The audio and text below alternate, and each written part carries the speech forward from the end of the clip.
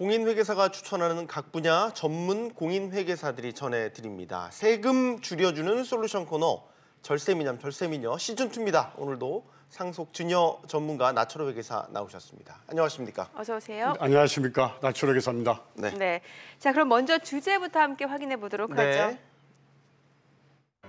여보, 전에 아버지한테 증여받은 아파트 문서 어딨지? 이거 말이에요. 10억에 증여세 2억은 아버님이 내주셨었죠? 맞아요.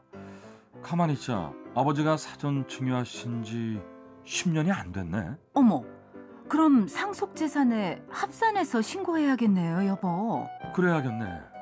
그런데 아파트 시세가 5억이나 올랐는데 어떻게 신고해야 되나? 15억으로 신고하면 상속세가 많이 나오는 거 아니에요? 그나저나 아까 삼촌이 뭐래요? 내가 사전에 아파트를 증여받았으니까 이번 상속재산은 좀 양보해야 되지 않겠냐고 하네. 아유, 그건 아니죠. 그 아파트는 아버님이 장남인 당신 몫으로 주신 거잖아요. 아유, 이거 삼촌이랑 얼굴 붉히게 되는 거 아니에요?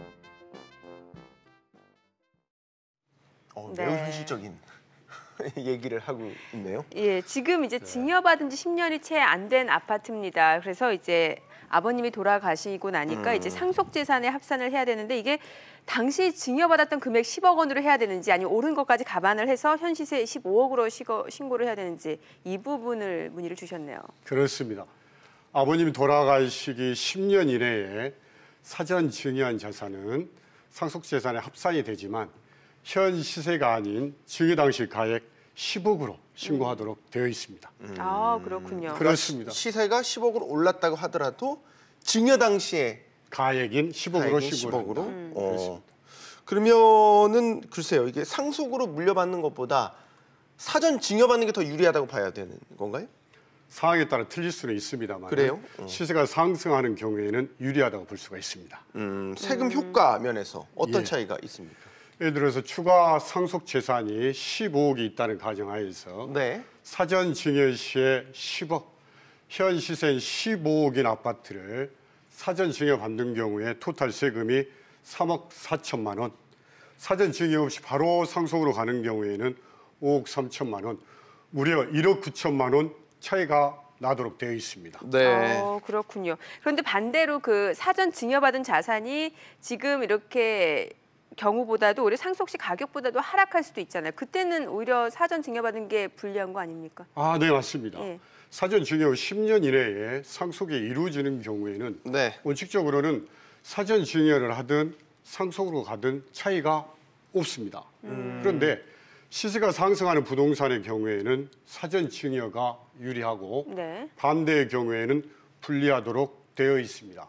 그런데 여기서 원칙 한 가지는 사전 증여 후 10년이 지나면 사전 증여가 절대적으로 유리하다는 거 명심하시기 바라겠습니다. 네. 예. 시세 변동에 따라서 이런저런 선택을 했을 때 달라질 수도 있겠군요. 그렇습니다. 네. 자, 우리가 증여를 얘기할 때요. 쪼개기 증여 얘기 많이 하잖아요. 그렇습니다. 예를 들면 증여받은 아파트인데 뭐 공동 명의로 한다든가 하면은 네. 조금 더 세금이 낮아진다든가 하는데 상속에 있어서는 어떻습니까? 아, 좋은 질문입니다. 이게 상속과 증여의 가장 큰 차이라 볼 수 있는데 증여는 수증자 수가 늘리면 늘릴수록 세금이 줄어들지만 상속세는 상속인과 관계없이 세금에 영향이 없습니다. 이는 증여세는 수증자를 기준으로 계산하지만은 네. 상속세는 돌아가신 분인 피상속인을 기준으로 계산하기 때문입니다. 네. 자, 그리고 또 하나 궁금한 게 지금 이 사례자 같은 경우는 이제 아파트를 증여받을 때 증여세를 본인이 낸 게 아니라 아버님이 아까 보니까 2억을 그러네요. 대신 내줬다고 하는데 대납 이게 가능한 겁니까? 이러면 문제가 발생이 됩니다. 그러니까요. 세금은 네. 이익을 보는 사람이 내도록 되어 있는데 증여는 증여를 받은 수증자가 세금을 내야 되는데 아버지가 대신 증여세를 내주면 어떻게 되겠습니까? 그 부분도 과세가 증여받은 될 수 거죠. 있겠군요. 그렇습니다. 네. 아버지가 대신 내준 증여세에 대해서도 한 번 더 세금을 납부를 하셔야 됩니다. 그러니까 아버지가 대신 증여세를 납부를 했기 때문에 10억 원, 아까 시세가 10억 원이었다면 네. 그 증여세가 2억 원이라고 했죠. 네네네. 예. 2억 원도 대신 내줬기 때문에 2억 원에 대해서도 별도의 세금이 부과가 될 수 있다. 그렇습니다. 앞선 사례에서 아버지가 증여해 준 아파트 10억뿐만 아니라 대신 대납해준 증여세 2억까지도 세금을 사전 증여로 납부를 하셔야 됩니다. 그러니까 12억에 대해서 증여세를 내야 되는 거군요. 그러네요. 예, 쉽게 생각하면 그럴 수 있습니다. 네. 예. 자, 그런데 사실 자식 입장에서는 그 증여세를 낼 경제적인 여건이 안 될 수도 있을 것 같은데 그럴 경우에는 그럼 어떻게 해야 됩니까? 그럴 때는 증여세에 대해서도 추가 증여를 해주셔야 됩니다. 추가 증여. 그렇습니다. 우리가 증여할 때 반드시 체크해야 될 것은 증여 재산인 아파트에 대한 증여세만 생각할 것이 아니라 이 증여세를 과연 자식이 낼 수 있는지를 반드시 살펴보셔야 됩니다.